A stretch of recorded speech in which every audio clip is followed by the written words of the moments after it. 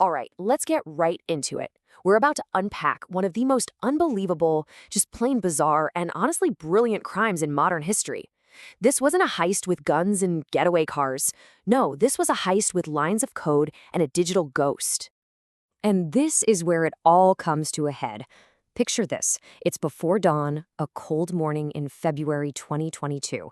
The door to a swanky Wall Street apartment gets smashed in, and 12 federal agents pour inside.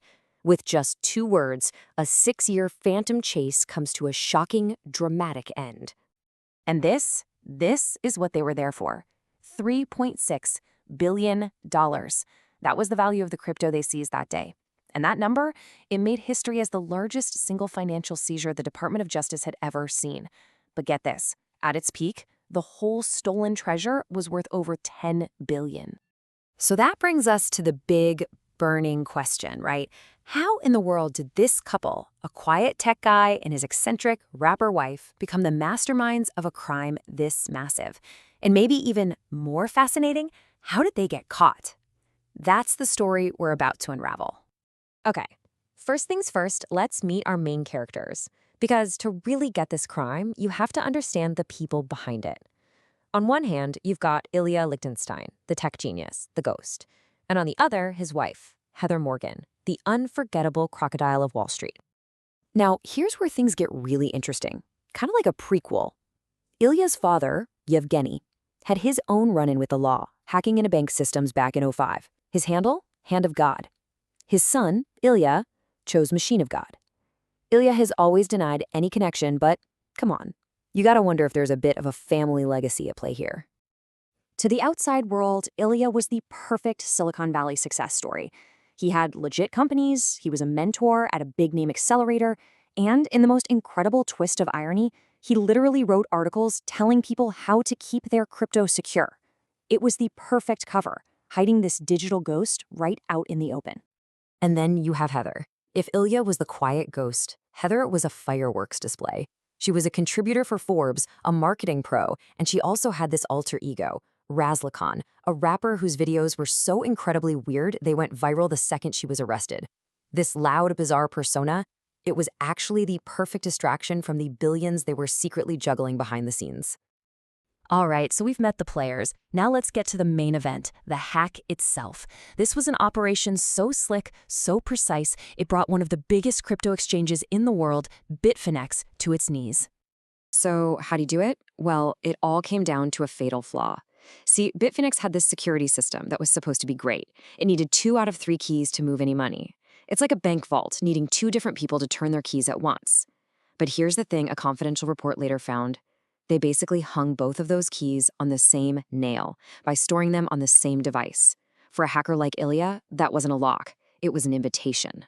And on August 2nd, 2016, he just walked right in. The speed is absolutely insane. In a little over 3 hours, he got in, cranked up the withdrawal limit, and fired off over 2,000 transactions, siphoning almost 120,000 Bitcoin into his own wallet. And then, poof, he deleted the logs and vanished. A perfect digital ghost. But here's the catch, and this is the most important part of the entire story. Stealing Bitcoin is not like stealing a bag of cash. It's more like stealing gold bars that are each broadcasting their exact location 24/7 with a GPS tracker that you can never, ever turn off. He had the $10 billion fortune, but it was perfectly traceable forever. And that means the heist was really just the beginning. Now came the hard part. A 6-year-long, high-stakes game of cat and mouse, trying to launder a fortune that the entire world could literally watch move around the internet. And they tried everything. I mean, look at this. They were jumping between different cryptocurrencies, using these digital mixers to try and muddy the waters, running funds through darknet markets. It was a textbook on how to hide money. So after all that high-tech, genius-level stuff, you want to know what brought them down? That last item on the list. Walmart gift cards. That was the mistake that unraveled the entire thing. And you can see here, this was a long game for investigators. The first crack in the case came way back in 2017 when they shut down the Alpha Bay market. Then, the gift card slip-up in 2021 really connected the dots to the couple. But the real smoking gun, in 2022, agents got into a cloud file where Ilya had kept a neat little spreadsheet with all the crypto keys to the stolen funds. It was literally the treasure map. And you really, Truly, cannot make this stuff up. When the feds raided their apartment, they found this in a closet, a bag with burner phones written on it, in Sharpie. A senior agent said in his 20 years he had never, ever seen anything like it.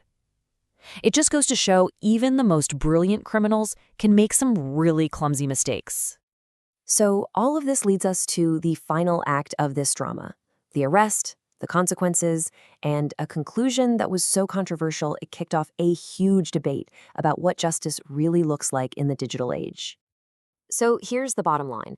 Lichtenstein was looking at decades in prison, and he made a strategic choice.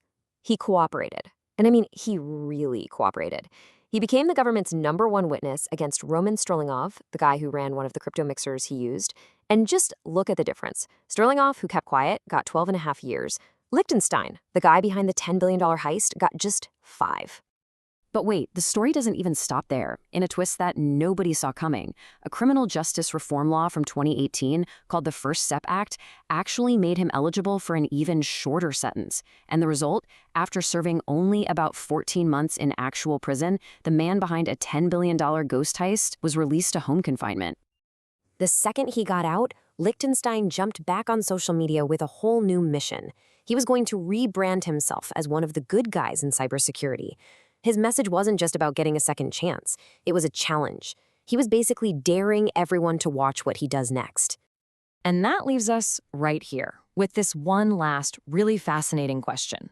The blockchain that finally caught him is a perfect, permanent record of what he did. It's a memory that never, ever forgets. So Lichtenstein wants to write a new chapter for himself. But in a world with perfect memory, can a person ever truly escape their past? Can someone be forgiven when the proof of their crime is etched into code forever?